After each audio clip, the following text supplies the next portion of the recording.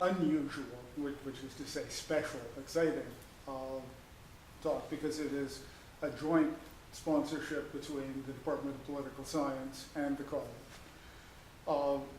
McLaughlin College is committed to the understanding and critical analysis of public policy, politics, and public affairs. The Department of Political Science is committed to the understanding and critical analysis of politics. And so it makes very good sense that we should be focusing on what is for students a once-in-a-lifetime experience. Now, hopefully not a lifetime, but lifetime as a student. Because there will be more elections. Should only be one federal election during the time you are an undergraduate student, unless we have a minority government that collapses another one, but that's next week. Supposed to be, that's one of the future sessions. So we have a series of talks, of which this is the first, and I would like to turn things over to David Mutimer to tell us more about the series and launch us today. Well, thank you very much, and thank you for hosting this and for joining with us to do it. And the idea is we've got an election, and we've got an election in a context in which voter turnout is dropping dramatically. We were trying to figure out what we could do to, at least in part, help you, both of you. All of you. No, that's true. Yes, my apologies. This is the trouble with hiding behind the camera. You become invisible. But the idea is to give you an opportunity to talk with members of the Department of Political Science, those of us who spend all of our time thinking about politics and can't quite understand why it is that everybody isn't exactly as excited about the prospect of another federal election as we are. And in the context of, as I say, declining voter turnout, it's particularly the case that voter turnout is low among people of our students' age cohort. It routinely is fewer than half of those eligible in the 18 to 25 age group that vote. And there are a number of reasons for that, and we'll, I suspect, talk about some of those today. But more broadly, it's not clear, to me at least, as can I introduce myself? Sorry. David Mutimer, I'm the chair of the Department of Political Science. I thank David for welcoming me, but didn't tell me who he welcomed, just so I can sneak away. It's not clear to me, I'm chair of a large political science department, that we've collectively, as a profession, done a tremendously good job of informing everybody about how they're governed, about how our system works, about why it is they should bother to get involved, either to vote or in any other way, and what comes out of it. And this was driven home to me, really, and this comes back to one of the other sessions that we'll have in this series, by the so-called prorogation crisis of a few years ago, followed immediately by the suggestion by our Prime Minister that there was something undemocratic about forming coalition government, and that it was successful in suggesting that a coalition government was in some way undemocratic, suggested that the people that he was convincing didn't really understand their own system. So I thought it might be useful to draw on our expertise, to talk with students about the nature of our system, about how to become involved, about why to become involved, about what will come out of it, and how to think about that kind of involvement, to see about how you can shape the future politics in which you'll live. That's the object, my object at least, behind proposing this series initially. It's going to be in three parts. This one will focus on why you should bother to vote. But we'll also take a look at what drives the parties, so what you can expect to see, regardless of who you vote for. They give you a platform, but what will actually happen and why does that happen? And some things about what forms of government can come. Is it actually undemocratic to form a coalition? as I say, I was shocked that people seem to believe so, but it's at least worth talking about why you might think that way and what what the possibilities of our government are. So those are the kinds of things that we want to deal with over the course of this series. And I was driven in this one in particular by how lightly we seem to take our democracy at times. And over the last few years, we've seen just how hard it is to establish any form of democratic rule. I think of the Arab Spring and the degree of courage it took for people to come out onto the streets in order to advance democracy. And if I thought to say that tech would be nice, we have a really nice picture here of thousands of people on the street with a big banner that says democracy. So imagine thousands of people on the street, big banner saying democracy. And in fact, democracy is the product of centuries of struggle. And when I say product, I don't really mean it. Democracy is an ongoing effect of centuries of struggle. It's something that you have to struggle for, and it's something that you can lose. What's his name? Mohammed Fahmy, who's just finally been released and able to come back to Canada. The now only Canadian, because he renounced his Egyptian citizenship, but formerly Egyptian Canadian journalist who was jailed under the new government in Egypt, I think, can testify about how quickly democratic change can be reversed if it's not fostered. And so I think it's important that we foster our own democracy, that we pay attention to our institutions, and that we participate in our own governance. And those institutions are many. It's not simply an election coming up in a couple of weeks' time. It's grounded in rule of law. It encompasses a variety of freedoms, including press freedom, some of which are guaranteed, some of which we expect, but they can still be taken away. But at root, in a liberal democracy, at least, the election is a kind of central moment in our democratic governance. And so, as I say, this series is designed just to help give us an opportunity to talk with students who might not, well, I don't know why you wouldn't, but why might not be, actually students of political science, about the nature of your democracy, about how and why to participate. So as I say, today, I thought we might focus on why you should bother voting.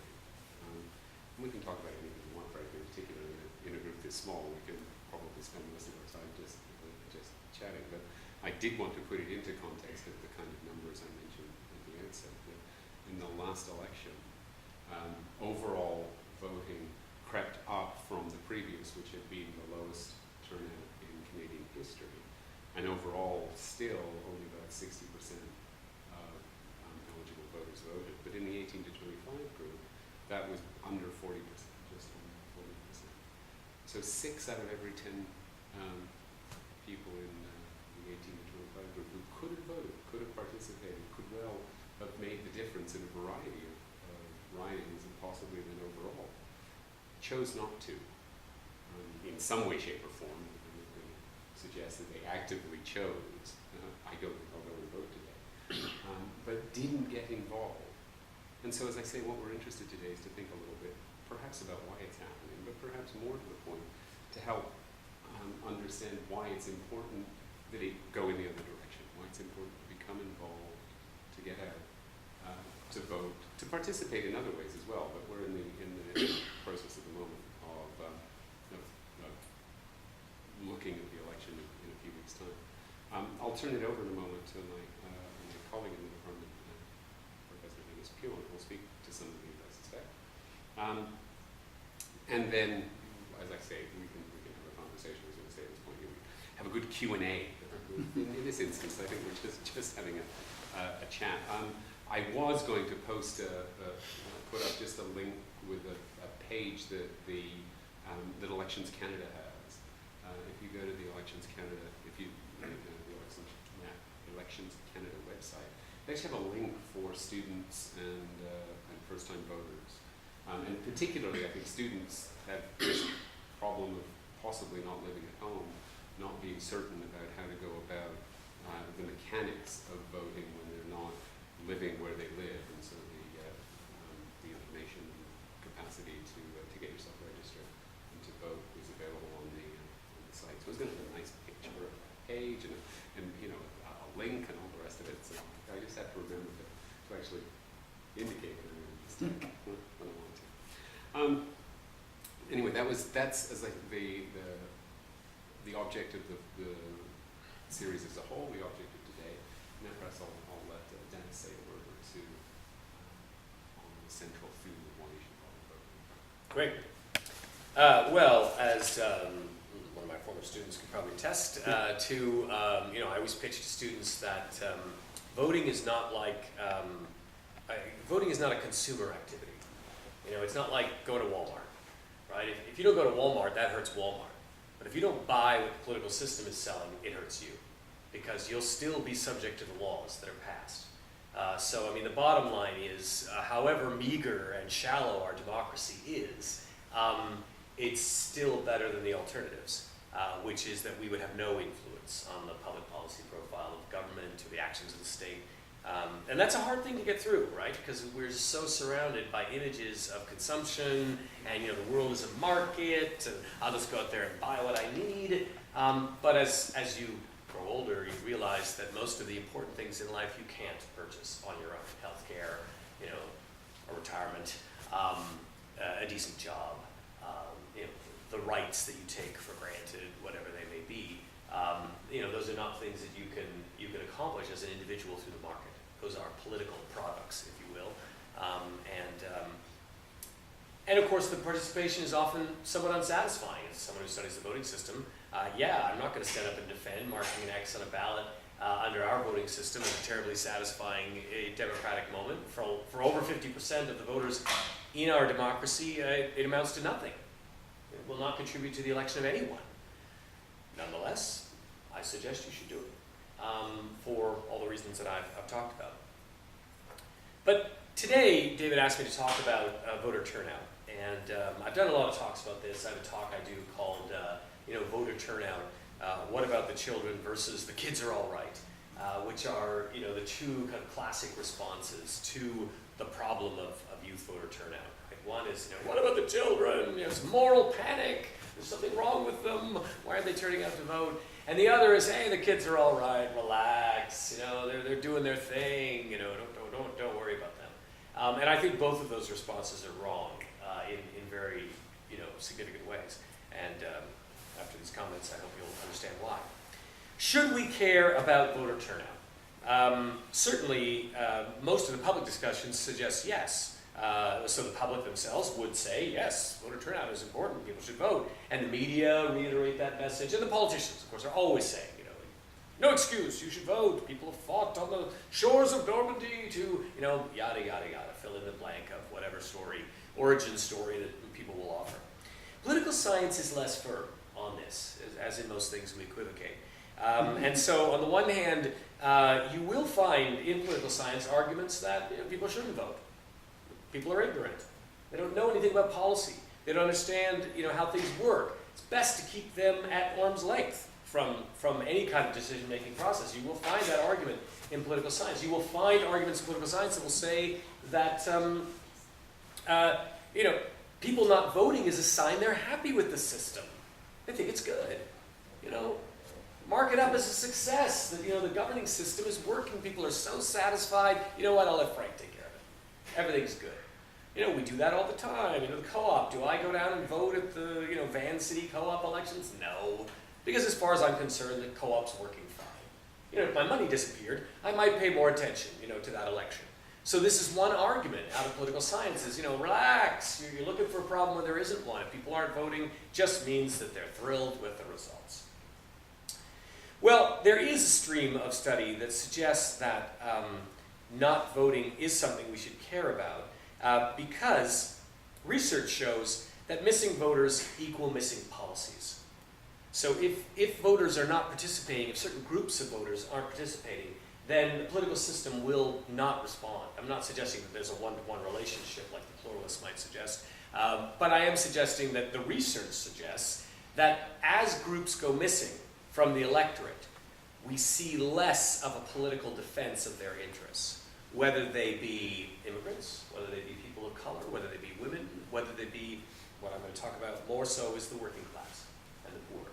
As those groups disappear or are not present in the electorate, or to put it differently, it may not be that their interests will be looked after, but it's pretty much assured they'll be ignored if they are not present, if they're not participating. So I think the substantive and analytical and normative defense of voting from political science, the best one is that there is strong evidence that where groups are missing from the electorate, their interests will also be missing. All right, well, let me turn then to the question of why. Why aren't some people voting? And here we've got a number of answers. They tend to be divided into two broad categories, one moral, one all about modernity.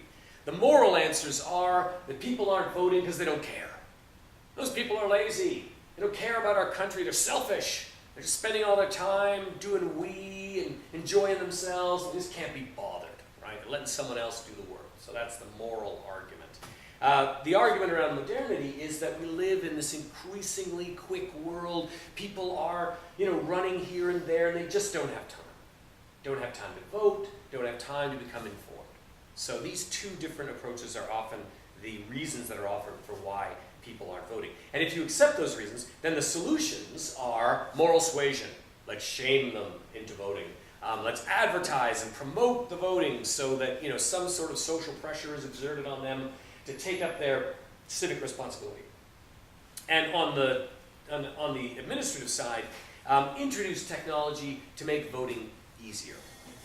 Now, for those of you just joining us, we have some yummy pizza over here, so please do not let it go to waste. Otherwise, we will have to take it home. So just don't worry. It won't bother me if you rush over and grab something. Okay, so the argument is that if we live in a fast world, then we need to make voting faster. So if we just introduce technology like internet voting, then that will drive voter turnout up.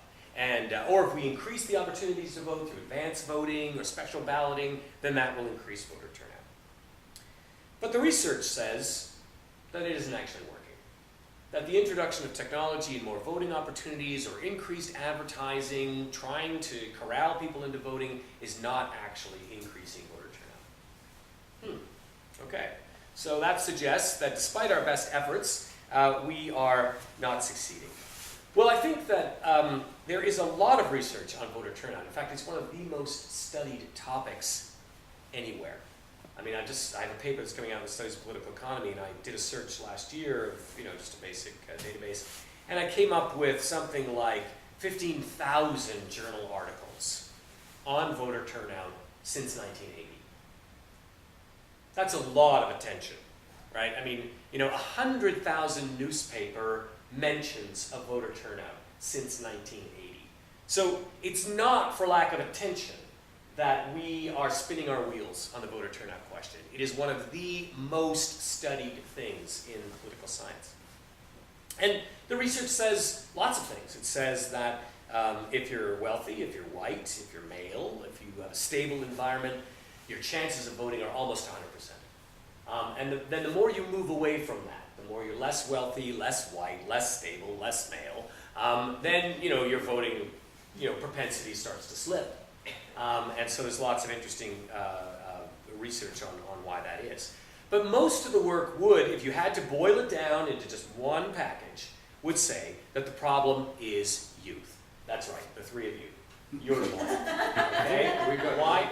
Oh, no, 4. Sorry, I'm expanding the blame now. 4, 5, 7, right? Okay. So, I'm just wondering if anyone wants to join us in the circle here rather than doing. Sure. yeah, come on down. The whole thing's about participation. Right? Yeah. Join in. Yeah. We don't believe in a class system here. I'm not youth, but I'll join. Excellent. I don't want to So, watch the video. I mean, the research, really, if you had to boil it down, they would say that the problem we're facing now is youth. Youth are the problem in voter turnout. And they're the problem because they don't vote and they're not interested in politics. Or at least the research says that statistically fewer of them vote and fewer of them report an interest in politics than the other groups in society. So comparing them to other age cohorts, this is the evidence that political science brings together. Now, I feel the story is a little more complicated. And I would argue that actually we need to focus more on class rather than youth as the factor that is influencing voter turnout. So the missing ingredient in a lot of the studies is a kind of blind spot in particularly political science around questions of class. In my paper in Studies of Political Economy, which, by the way, will be featured in the next issue, those of you who are looking for it hot off the press, put that ad in there. I go into a little bit more detail about the research and some of the blind spots as I have identified them. Let me give you an example of what I'm talking about. You may not know that youth at university have actually increased their voter turnout over the last 20 years. So the argument that youth are not participating in elections actually doesn't apply to you. Statistically, you are much more likely than youth who are not at university to turn out to vote. So we've seen this, measurable increase in turnout amongst university students. So all of our efforts are working here, right? Our moral suasion, our advertising, our get out there and vote. It's working, right? You guys are doing it. The problem is that the gains that we have made in increasing voter turnout amongst university students have been lost in the declines amongst students who are not at university. So in other words, there was a time when voter turnout amongst young people who are not at university was much higher than it is today. Well, what do we know about the correlation between going to university and not going to university? There's usually an income and status factor associated with it. In fact, in the United States, they often use educational attainment as a proxy for class. So, whereas in the 1950s and 60s, 21, 22, 23-year-old working class youth would probably turn out to vote more so than they do today, we have seen that group disappear from the electorate, which raises a different set of problems than if we treat youth as an undifferentiated category. Well, what should we do about it? Well, here again, there are two typical foci of the election administrators and the people who want to increase voter turnout. One is to focus on the product. The other is to focus on the process. So on the product side, the idea is let's make it sexy. Bring out the dancing girls and boys, let's have some music. If we can just make voting sound like going to the nightclub or whatever you enjoy, then people will just rush out to do it. So product focus. I mean, seriously, there are those who say that if we could increase the range of options available to voters through, say, a proportional voting system, that's another way of focusing on the product, giving people something to vote for. Okay, I don't think that's an unrealistic idea. On the process side, the argument is to make voting easier. But I would argue that these two strategies have a record of failure. I'm not saying they're bad things. Sure, let's make politics more responsive. Let's make it sexier. Process side, shouldn't voting be easier? As much as we can, right? Without risking the security of the ballot. Absolutely. Let's have advanced voting. Let's have more opportunities. But don't count on that increasing voter turnout, because the evidence suggests it will not. It will not. If that's your job, if that's what you want to do, it won't do it. The problem is that those strategies only reach the people who are already motivated. It's like ads for buying a car. You ask yourself, how come the TV's always got those ads for cars? I mean, really, how many cars do I buy in a week? 0. But what we know about advertising is those ads work on people who are interested in buying a car. Everyone else just ignores them. Yeah, that car is racing through that wooded, forested area, probably breaking the law, but looking really cool. And so, but for the advertisers, it's okay. The cost is okay if the person who's interested in buying a car goes, yeah, I gotta have that car. And that's the problem with advertising for voting, is you're preaching to the converted. They already want to buy the product. They're all ready to go out and vote. So they watch the ad and they go, yeah, right on. I'm going to go do that thing I was going to do anyway. And it's the same with increasing the opportunities for them. Fantastic. I can go advance voting. Now I don't have to go on election day. So all we're doing is just redecking the chairs on the Titanic. We're not actually, this analogy falls apart. The point is, we're not bringing those people into the electorate that we want to bring into the electorate. But there's a silver lining. I'm not just going to diss political science. Political science has got some great insights. And one really important insight into elections is the political science research that focuses on what is the key predictor of turning out to vote amongst people who are not already committed. So cut out grandma and granddad, right? Cut out those people who'll be there in the blinding snowstorm at 8 o'clock. I mean, it's a sea of white hair, you know, out that door at 8 o'clock because they must vote. They're like robots. You know, they cannot miss it, right? So take them out of the equation. Just focus on the people who are not. Yeah, maybe I'll vote, maybe I won't. What's the key predictor of those people turning out to vote? Personal contact. Personal contact is the factor that will determine if they show up or not. So, someone at the door. Hey, it's time to vote. Can I help you out? Why don't I take you there? Let's go. Or someone on the phone. Hey, you know, it's time to vote. It's voting day. Do you know where to go? This works in two ways. It could be moral suasion. Ooh, someone's here. I can't avoid it. You know, they're looking at me. I guess I better go vote. But I think more importantly, it speaks to the fear that people have of the unknown. You know, I think it's easy for people who feel confident about engaging in public arenas and going into different places. You know, there's a lot of people who don't want to put themselves in a situation where their ignorance will be exposed. You know, nobody wants to look the fool. And it's easy to underestimate for many people what it might be like to go to these locations. You walk in the door, you don't know where to go, you don't know the process, you don't know how to fill out the stuff. So to have someone come to your door who says, you know what, I'm going to help you out with this. I'm going to take you to the place. You got some questions? I'm going to help you get those answers. That makes a huge difference. So if this is true, and I think there's lots of evidence to suggest it is, what are my recommendations? On election day, this time, bring a friend. Maybe 10. Preferably people who are not at university. If you really want to increase voter turnout, we need to focus on a new mobilization strategy. It's not so much the product. It's not so much the process. It's how do we connect people to the political system? And we do that through people. Bring a friend is a better strategy than the Chicago voting approach, which is vote early and vote often. I'm going to talk about one of the other reasons that people will at least give for why they don't vote, whether it is the actual mobilizing reason or not. And that's the common argument that my vote doesn't matter. It won't make a difference. And if you follow that up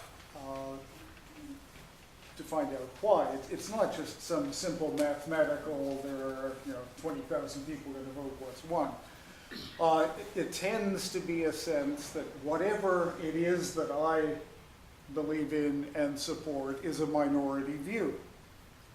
In our electoral system, the so-called first past the post voting, in which the candidate in a constituency who gets the most votes wins, regardless of whether that's a small fraction of the total vote or not, people who vote for small minority positions don't see any consequence to their vote. So my vote doesn't matter. Well, it's easy to see what the problem with the first past the post system is.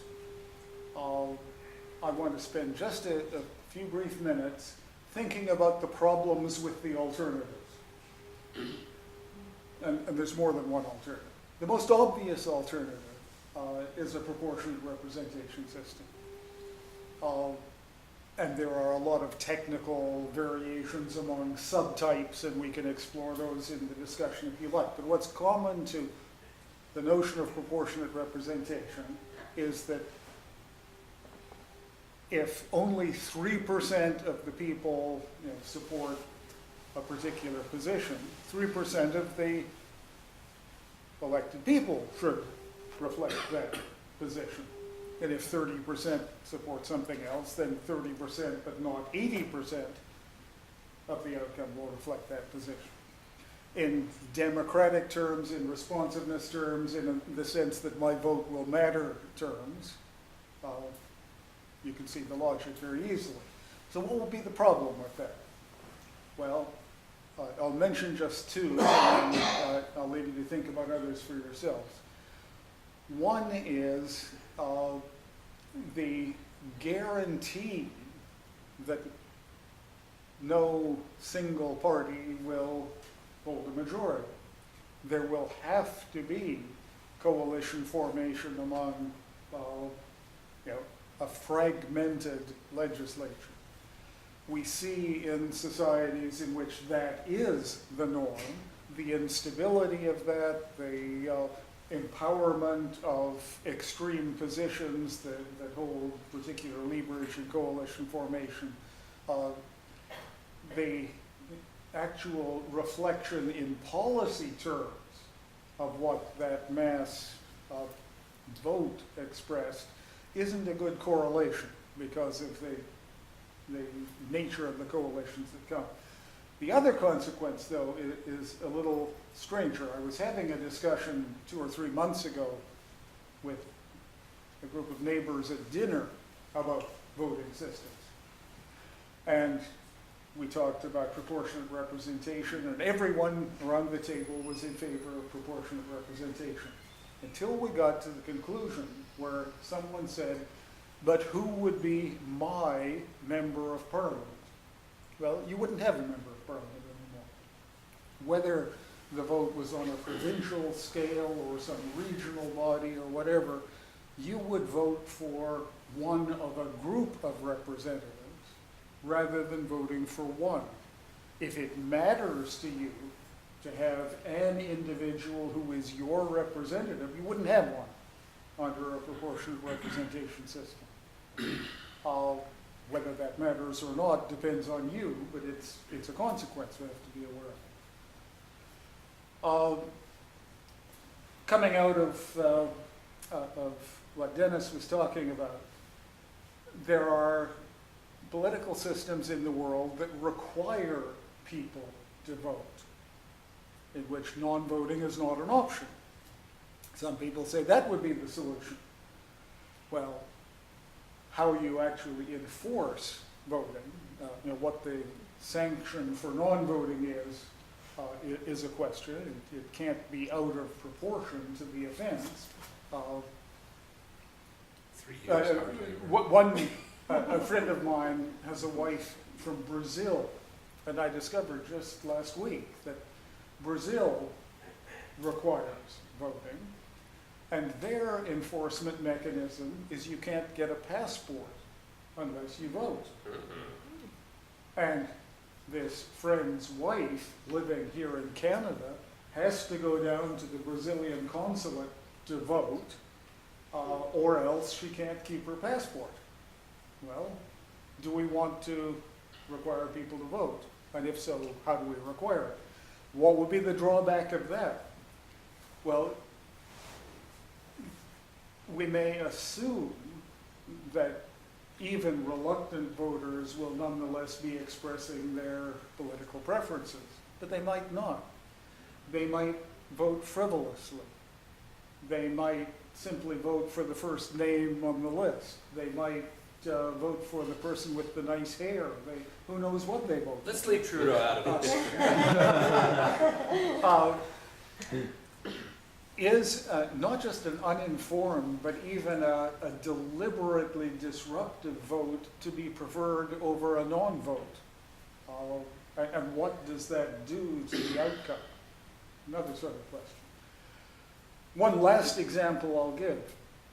One other solution to the notion of the first past the post in a number of political systems is the requirement that every elected candidate receive a majority support of the electorate. The way you do that is either by a transferable vote or a runoff.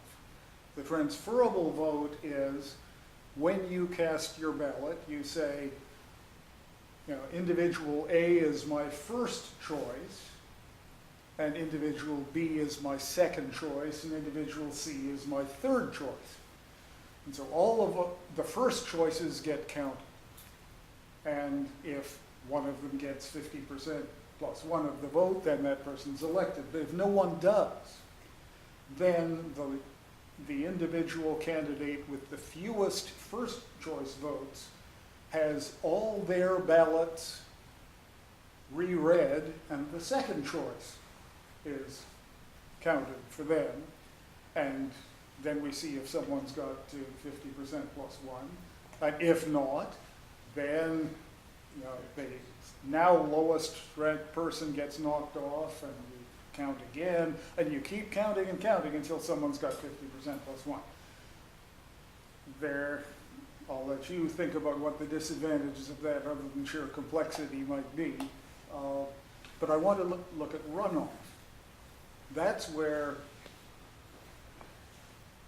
the top two vote getters, if there is not one of them, it's already got 50% plus one, have a re-vote.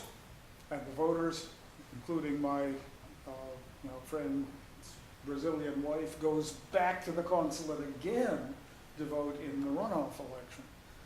And by definition, one of those two candidates will get more votes than the other, and will thereby have a majority of the electorate supporting them. Well, that looks like it works. We've ended up with not just minority support in the first past the post system, but we've got a majority support. What's the disadvantage there? Well, we disenfranchised again all the minority voters, because by definition, minorities are not going to make it into the final cut of the top two. It leads to centralized kinds of outcomes. It means strategic voting enters in a very funny way of trying to manipulate who the two finalist candidates might be. It doesn't necessarily end up with the best representation of the entire electorate. So all of that is just to say, votes matter, but making your vote matter more isn't as easy as superficial solutions might have it. One last thing I'll say, picking up on what David said earlier, York University, for students in the room, this year has arranged that all students will be able to vote on campus regardless of the riding in which you are to vote. And there is something on the Elections Canada website saying something about that. It here involves going to the Aviva Center, which is not my preferred location, but it will be possible for Canadian voters who are students not to have to travel back to North Bay or wherever their home constituency is and still be able to vote. Anyway, what should we have talked about that we Yes, didn't? that's right. You start off on voting systems, and you'll never shut a bunch of political scientists up, so you might want to shift. And excuse me for coming in the middle of Kenny's and miss David's presentation of that. It strikes me that we can talk all we want about theoretically improving this, that, or the other, when the most practical thing we can do to get people to vote is get rid of a government that discourages people from voting. The Conservatives have taken 3 legislative measures to discourage voting. First off, they actually removed the right to vote for millions of Canadians. If you live outside the country, you cannot vote. That discourages voting right there. Second off, they prohibited the chief electoral officer from encouraging people to vote legislatively. And third off, the new identity things. Yeah, we're fixing it, stopgapping it, but the message Canadians have been getting for the last 3 years is it's a hassle to vote and we don't want you to do it. So it strikes me that if this government gets elected, we can talk all we want, but the official policy of the government is to discourage citizens from voting. And that the first thing we've got to do is to get that policy changed. And of course, there's a fourth thing they've done, it's not quite as direct as the third thing, but it's that they've changed the deputy returning officers. So now in every riding, the person in charge of settling disputes as to who's entitled to vote or not is chosen by the incumbent member of Parliament's party. So they've re-politicized it, Yes. because that's the way it used to be. So in the majority of ridings, it's a Conservative Party operative who will decide whether or not your ID is good enough to vote or not. And their party's official position is we don't want you to vote. So, Unless you're conservative. well, even then, you know, if in doubt, don't let them. It's ironic, because the government has made it, you know, we talk about voting as, you know, there's a famous book, it talks about voting as paper stones. And we talk about voting as a substitute for violent revolution and arms. But we have a government that's made it harder to vote and easier to get guns. That seems kind of counter social progress to me. But until we deal with that government and change that policy, what we're talking about is long-range theoretical, yeah, this would be great. But the reality is we have to get the government to stop discouraging voters. Maybe that's too simple. I guess one of the things that I'd like to focus attention on in this discussion about what people vote or not is the saliency of voting from in the minds of the population. Why it's important for them to feel that politics is important.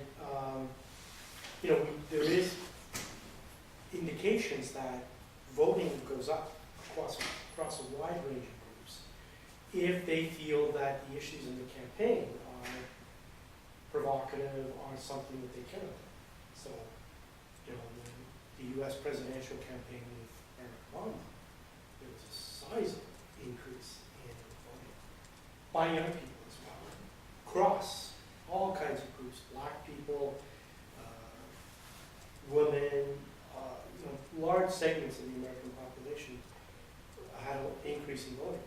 And it was because Obama, in the way he mobilized his campaign, in the way he appealed to American voters, made it appear, maybe now they don't believe that the kind of hopes he inspired at the time, but nevertheless he did inspire a lot of hopes in the American population, and they responded by voting in increasing numbers. And I think that's, to me, one of the key reasons why people are voting, is that we have this complaint that is being raised about the Canadian election campaign by journalists, by people of various ideological persuasions, that the range of debate is so narrow, that the main parties, despite the obvious differences between the Conservatives and the Liberals and the NDP, nevertheless is within a certain frame of reference that is just not going to motivate people to vote, because they don't see how their hopes or aspirations or whatever are being reflected in the debates that are going on. And one of the key issues that I would argue, and other journalists have pointed out, Thomas Walken in the Toronto Star has made this argument, is around the economy. Right? You have the Liberals saying, okay, we're going to boost infrastructure spending, while the NDP is saying, okay, we're going to go with, but they still argue for a balanced budget by 2019. The NDP want a balanced budget right away, the Conservatives obviously argue for a balanced budget. But what many people would argue is that that's woefully inadequate to deal with the unemployment crisis that we have now, particularly amongst young people. High levels of unemployment or underemployment or precarious employment that has been worsening, worsening levels of income, particularly amongst young people. And none of the political parties are talking about these issues in a serious way. And none of the policies they're proposing will deal with these issues in a serious way. And I would argue that voters are not dumb, right? They're quite capable of looking at what's on offer and going, I don't see the purpose. Now, I think that's still dangerous. I agree that with the sentiments expressed earlier that it's dangerous to shrug your shoulders and just say, they're not relating to me in the way I want them to relate to me. Therefore, I exit. I completely don't participate. Because that leads to a situation, as Dennis was pointing out, where your concerns are going to be even more ignored.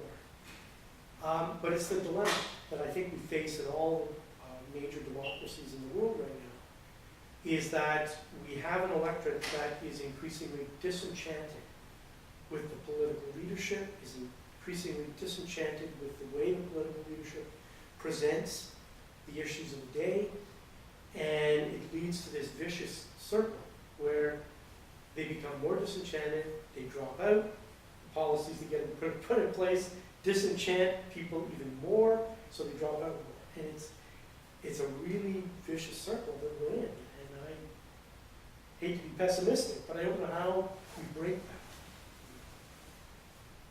That's more of a statement than a Yeah, question. but some of it seems to, part of that will depend on I'm trying to think how to phrase this, but there are different ways of reading what you're saying. So, is it around the range of offers? We go back to David's discussion of proportional representation. You get a wide range of offers. Just about anything you care to choose, depending on how it's structured, will be presented to you for your possible vote. Now, I don't study this, so I don't know, but I've not heard that makes people more likely to participate. It may not be about presenting a range of choices, but rather the other way of reading it is that, well, I can vote for whoever I choose. They can tell me whatever they like. We know that when they get in there, they're going to balance budgets to, within a range like this. They're going to follow essentially the same policies that the other guys do, because we've seen the Liberals, we've seen we see Rachel Notley, and I don't want to talk badly about an NDP government in Alberta, one of the nicest things I've seen in an awfully long time. But socialism ain't coming to Edmonton anytime soon because they've elected the NDP, right? And so part of the disenfranchisement is not so much about what's on offer, but about a kind of political consensus that says the options are within this very narrow range. And so either you can vote for it within that very narrow range and feel good that you voted for it within that very narrow range, vote against it and it will still be within that very narrow range, or pull out completely. And so there are variations of well, actually it reflects satisfaction with the system. It doesn't matter what's going to happen. It reflects disenfranchisement, and we can't pull these things apart. Well, I think the point you raised about what do the voters believe is important, right? The most famous example that often comes up is Churchill. Here's the man, he won the war, he's the leader, they're fighting the Nazis, and now let's go to the polls. Oh, he loses. What? What's going on? How did this guy lose? The nation loves him. But, it wasn't their policies. Well, actually, Labour and Conservatives' policies looked very similar. Both were promising a welfare state. Both were promising, health and hospital insurance and all kinds of stuff. The key thing was the public believed Labour would actually do it, whereas they weren't so sure about the Conservatives. And so that's where. Was he running on that time? Yeah, he only played footsie with the Liberals, not Labour. So yeah, I think this comes back to, it sort of marries these 2 points that at one level, part of the game is played at the level of controlling what people think they can get. And so, our media and others have conditioned people to believe that there is no alternative to, managing the deficit and dealing with that first. And, well, the poor will always be with us, right? So why bother trying to do anything about it?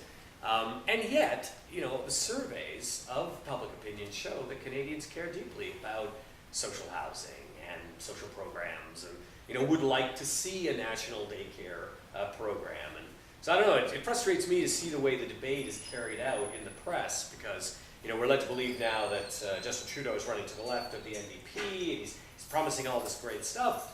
But of course the problem is, will he do it? And we know, with the Liberals federally that, they promised a national daycare program. They had many opportunities to introduce it. They never did it. So can we trust them?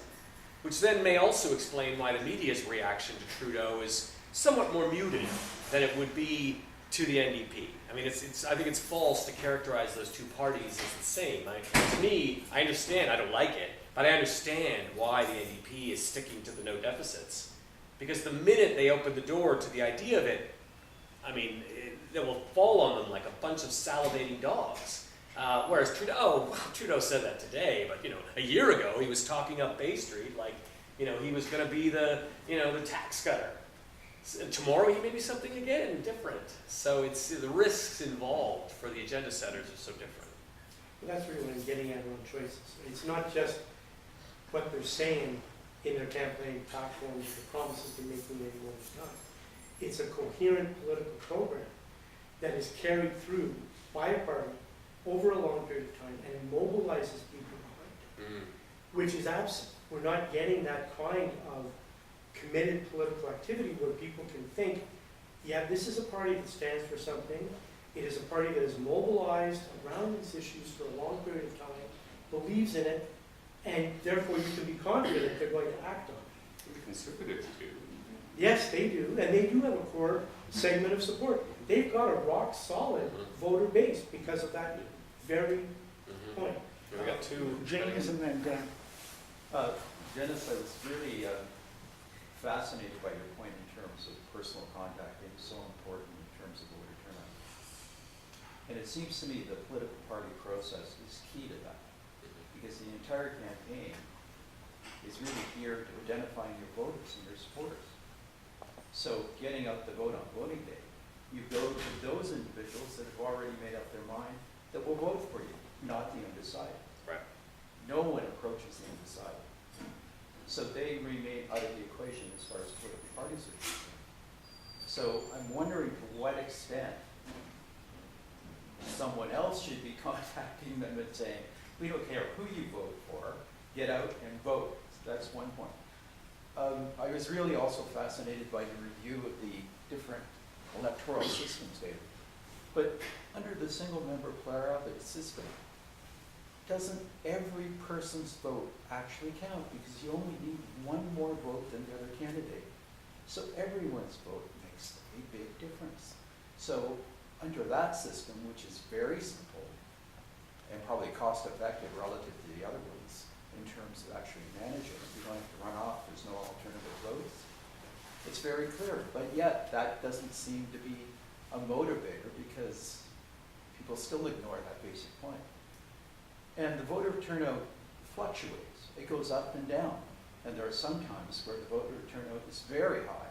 And it seems to me in those situations, it tends to be the most competitive elections.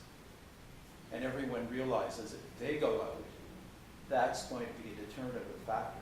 So that suggests to me that perhaps this election campaign, the voter turnout might be higher than normal. I was going to say, we may actually have a test of this, a prediction that we can go and check. Whoa, political scientists that we can go.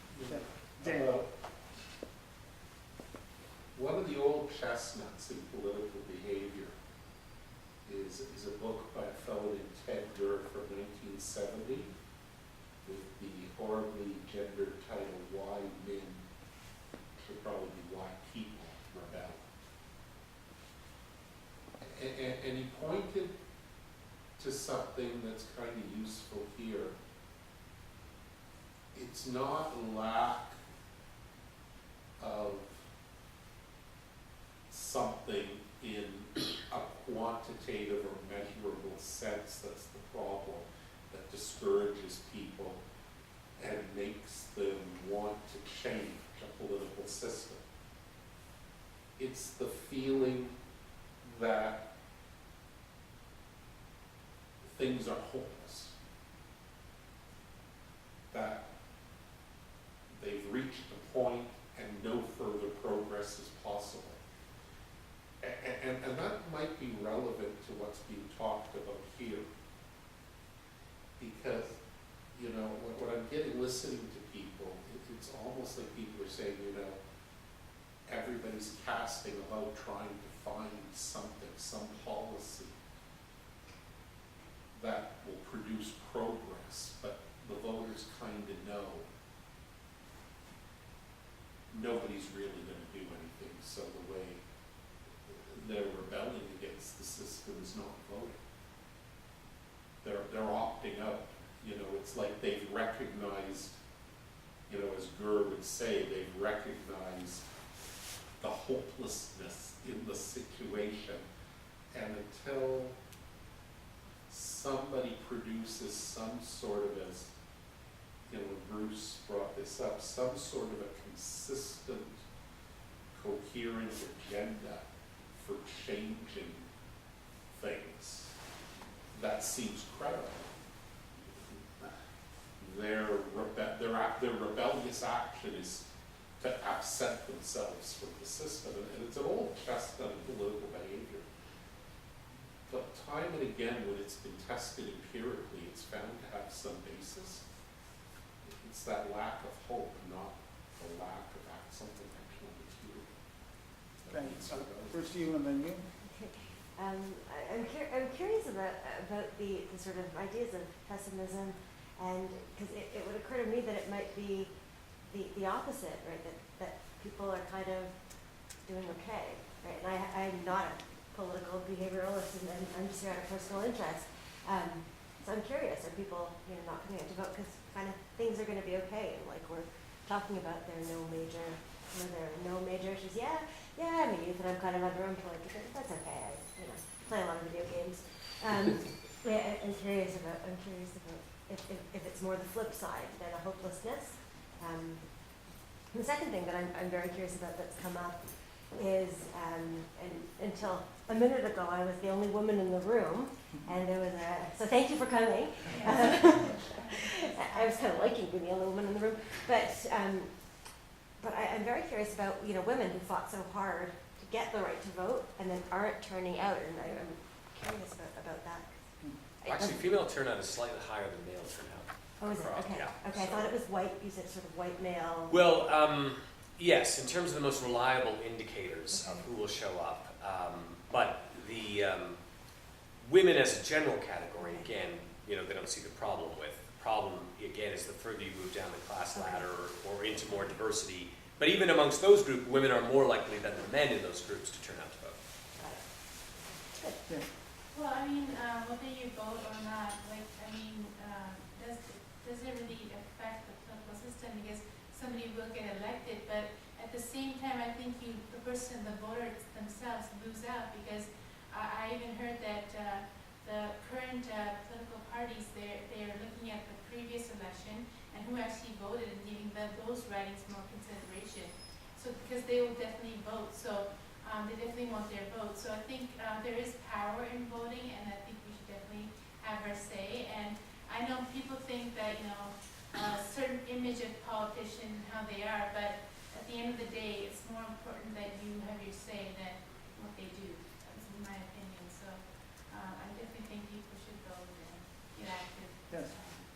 Big part of the problem is the rise of the individual, right? Is we spend a lot of time and energy telling people that success is because of their individual qualities, and as such, they don't look at problems with their success as policy consequences, or they don't look at their success as a policy consequence. Businesses don't see the roads that their trucks drive on as part of their operation. So the government has nothing to do with whether or not I'm successful, so why should I care? Right? We promote this concept of individualism, and we see voter turnout way down, where in communities that are very tightly knit, that still have a huge sense of community, they don't have as much problems motivating the vote. I mean, I was lucky enough to work with Jagmeet Singh on his campaign, and he has a youth group that runs all the time, right? Like he runs it out of his MPP office, and it then turns into a bit of campaign machinery because he's got all the connections with the parents and stuff. So he gets donations there, and then they can go out to the community and touch base with community members. They've been dealing with them already, but then they've got a bigger team to go out and make that face-to-face contact. And when you build communities, I was in David Langeel's class, and he says that the most radical thing someone can do is build community, because we've gone so far away from that. That's a huge part of why voters are disengaged, because as citizens we're disengaged from the communities we live in. About the lack of hope, I have I lived through this example of lack of hope. The people, if they lose hope of their government, they're not gonna show up to vote. Like the same example 8 years ago in my country, in Iran. We had a really big election. It was Mr. Ahmadinejad versus Mousavi, which somehow Mr. Ahmadinejad he won the election, and after that, after 4 years, everything was just hopeless. So in the previous election was 2 years ago, the voter turnout was really low. Like, because people were hopeless, they didn't want to vote anymore. They knew if they vote, they're not gonna elect the guy who they really wanted. And about the, using the previous data of the previous elections, I used to canvass for Mr. Manager Harry, Liberal Party of Canada in Richmond Hall. And for canvassing, you used to use an app called Minivan. Now, in the Minivan app, you have the address of every single house in the street. And in the app, like in one street, you don't go to every single door for canvassing. There are certain doors and certain people that you have to go to. And when I asked them, why are we doing this? Why are we not on every single door? I let them know about the election or the candidates, and they said, we're using the previous elections data, see, and use it, we gotta knock on the doors who are, they previously voted for Liberal Party of Canada, or they said maybe the last time. So when we go out canvassing, we really don't go, like out of 10 houses, you usually get 8 liberals, 1 conservative, and 1 undecided. So basically all the parties, what they're trying to do is that just to focus on those who voted the last time. They're not going out to find more people to vote. I think that's why the turnout is like really low this time. They're using the previous election data. You know, many years ago, I did door-to-door campaigning for Ian Waddell's campaign in the 1984 federal election. And the strategy there He was 12. you went to every house.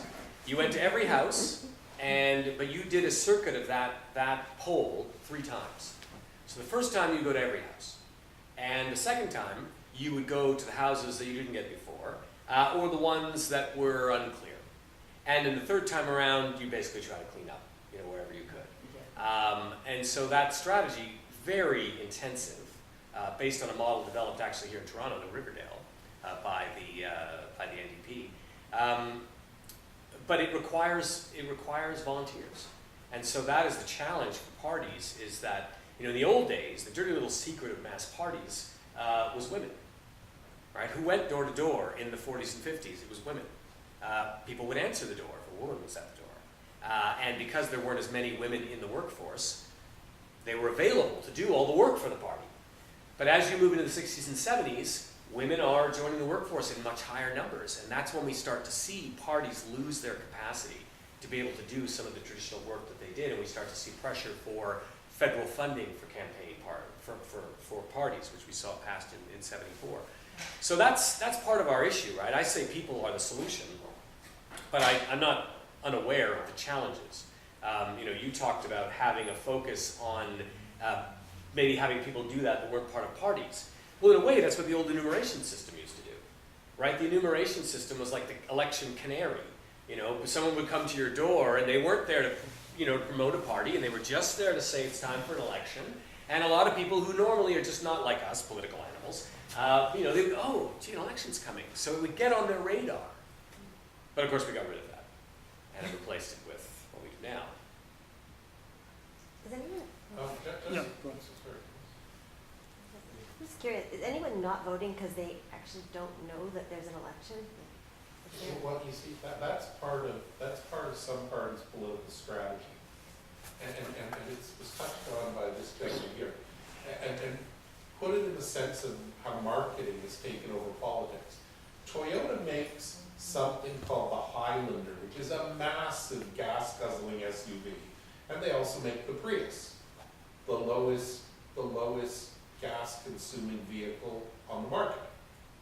Now, somebody subscribes to the World Wildlife Fund Journal, they subscribe to National Geographic, and that they have a credit card from Whole Foods, the organic supermarket.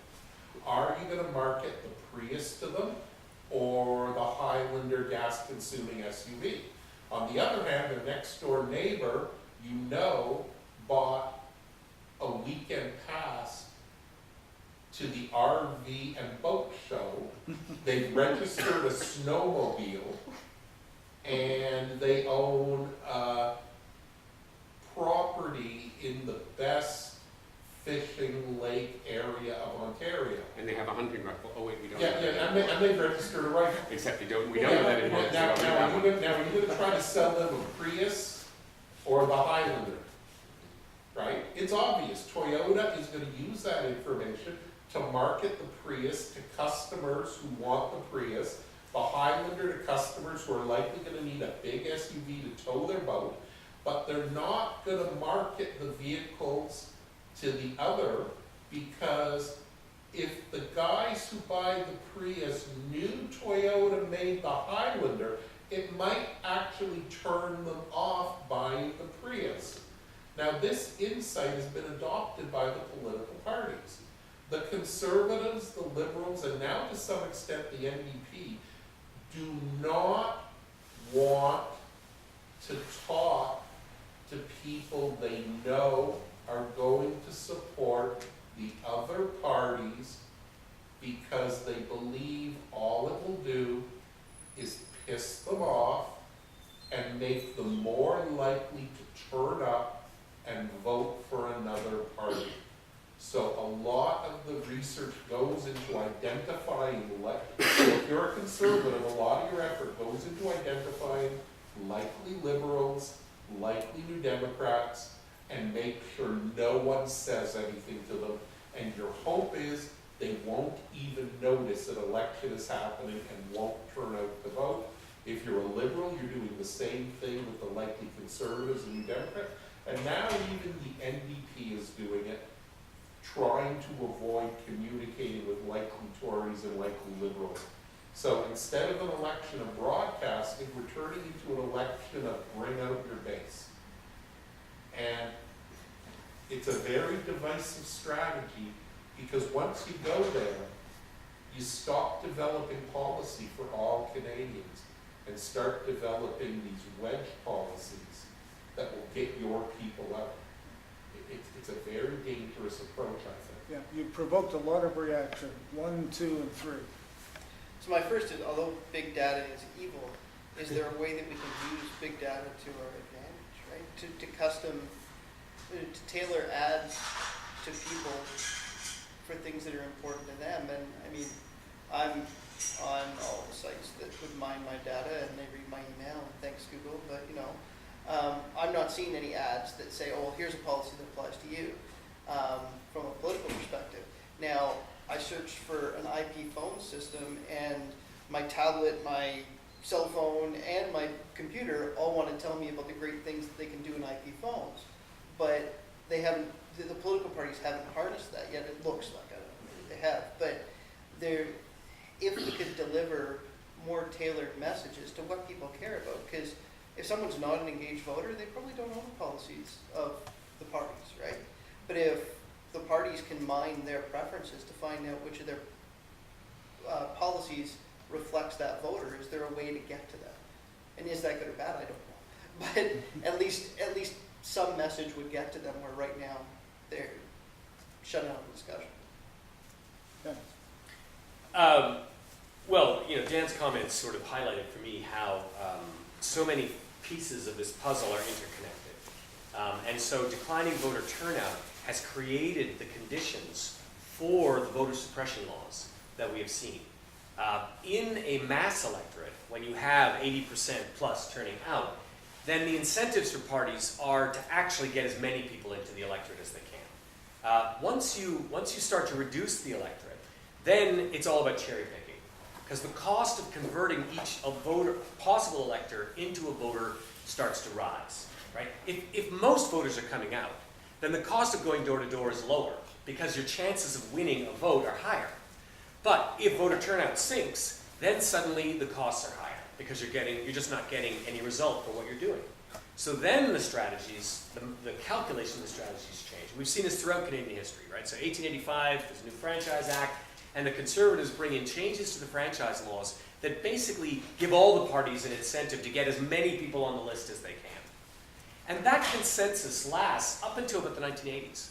So from the 1880s to the 1980s, you've got an incentive structure where all parties are trying to get as many voters into the electorate. Nobody is going to benefit from voter suppression. So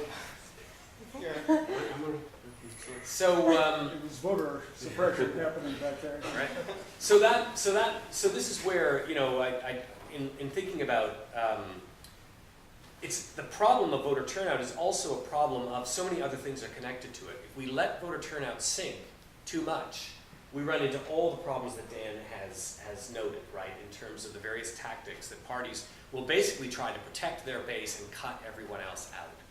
And the way to curtail that is to try to bring more of the electorate back in. The more that the electorate is back in, the harder it is to do that kind of politics. And on that big data point, one of the funny things is, before the new Fair Voters Act was passed, that prohibits Elections Canada from both researching, you know, Elections Canada now legally cannot research why people don't vote. They can't sponsor research into voting or into non-voting, or encourage people to vote. But before that law was passed, one of the research projects at Elections Canada was looking at big data, the internet and social media, and how it could be used to encourage voting. So for example, would it be possible to buy Google keywords that forums non-voters might likely visit? And so if you went to a forum that non-voters were likely to see, or a website that non-voters were likely to use, you would see ads, federal election, are you registered to vote? But Elections Canada is not allowed to do that. In fact, nobody with any kind of financial heft is allowed to do that work anymore. I'm not even sure the SSHRC is allowed to fund research in this area. That's debatable, whether the law prevents them from funding research into voting and not voting. Well, that would definitely be a constitutional challenge. I'm not sure. It's the federal government's money. They can spend it any way they want. And Yes, you were, Debate. yes, on the, okay. Well, I mean, I've gone canvassing for some candidates, and I go to the door, and one of the things you ask is like, do you support the party that I'm coming to, support, like coming to ask you about? And most of them say that, like, why should I tell you it's in a secret ballot? Like, why are you asking me, right? So there's that privacy that citizens have as well. But other citizens are so for the party that they even put up a sign in their lawn, right? So where do you draw the line? Because also some people just put a lawn sign in their lawn just so they don't get followed by the other parties as well, right? So you can't ever tell who they're gonna vote for eventually anyway. So I always still, even if I see a sign on the lawn, I still go talk to them and try to convince them of my opinion as well. So yeah, where do you go with the privacy? Okay, any final thoughts from any of our panel? Many, but I'll restrict myself just to thanking you for coming, thanking you for sharing. My only concern really is that most of you it's great that you're involved, but you're involved, right? You notice that the people who come here, I'm not canvassing for this party, I'm not canvassing for this party. When we have some work to do in talking to the people that we've been talking about. But thank you. Well, I hope that our comments have helped to, shape or offer up some different ways to look at the problem. Because the thing that I find most frustrating is that where people start in their understanding of the problem prevents them from seeing what I think are effective solutions. If you think the problem is that people don't care, well then let's just all give up. If you think the problem is technology or people don't have time, well, I don't think the evidence supports that. So, but if we are a bit more sympathetic to the social challenges of becoming involved, if we take an historical view, the time when we had the highest voter turnout was the time when we had the most ideological politics. All right, that's when we had the highest voter turnout, because the incentives for the party was, holy crap, we got to keep those socialists from getting power. So that moved the other parties to get off their duffs and find ways to get people to vote. That's why compulsory voting came in Belgium and Australia. It was strictly partisan. There was nothing about lovely ideas of including people. That's all bunk, right? It was about, we got to defeat those lousy labor types who are really good at getting people to the polls. Or like So- in BC, when they brought in the preferential voting system, Yeah, it was as a way to defeat defeat the CCF. So You know, these processes are profoundly political, but our way of analyzing them, you know, if we understand them, we'll be more effective in reaching our goals. If our goals are to bring as many people in, because we are committed to that vision of an inclusive society, then the more we try to understand what's preventing people from getting there, the more effective our solutions will be. And you can take that out in the work that you're doing. So that's great, because you're active. That's what I'm hearing from you. Okay, well, I am pleased our numbers grew as the time went on. I hope a week from now our numbers will have grown again. Just as Dennis asked everyone to go to the polls and bring a friend, come back again next week and bring a friend. And we hope that as we get closer and closer to the election, the attention being paid to the election will increase. And that's why we're thinking of this as a series rather than a one-off event.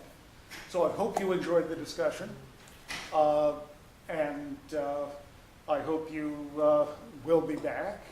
And we will, I guess there are two culminations. We are planning to watch the election returns together, half as a social occasion, but half to, again, hope some political science faculty will pontificate at appropriate moments as the results come in. You will have noticed that we have a hard time pontificating.